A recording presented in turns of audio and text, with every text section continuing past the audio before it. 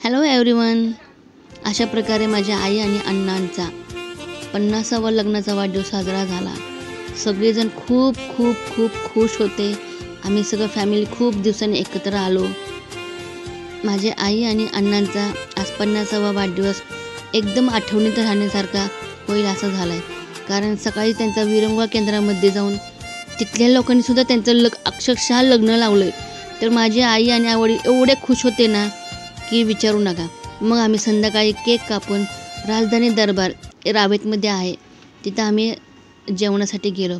अप्रतिम जेवण होतं. अर्थात नॉनव्हेजच असणार.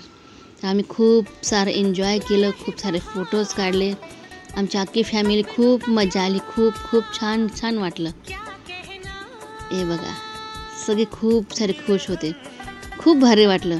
बाहेरचं वातावरण तर खूप छान होतं. हे बघा बाहेर बसण्याचं असं होतं. तर आम्ही खूप एन्जॉय केला आणि आजचा हा दिवस अप्रतिम साजरा झाला. खूप विशेष म्हणजे माझ्या आईवडिलांचं नाव विरंगुळा केंद्रात आहे. त्यामुळे तिथल्या लोकांना माहीत पडलं या लोकांनी इतकं सुंदर लग्न लावलं त्यांचं. मी पण 50 कणकेचे दिवे करून घेतले होते. त्या सगळ्यांनी त्यांना ओवाळलं. इतका छान दिवस गेला आजचा की बस. सो असा पार पडला 50वा लग्न सोहळा. खूप छान. So guys, please subscribe and like and share my video. Thank you so much.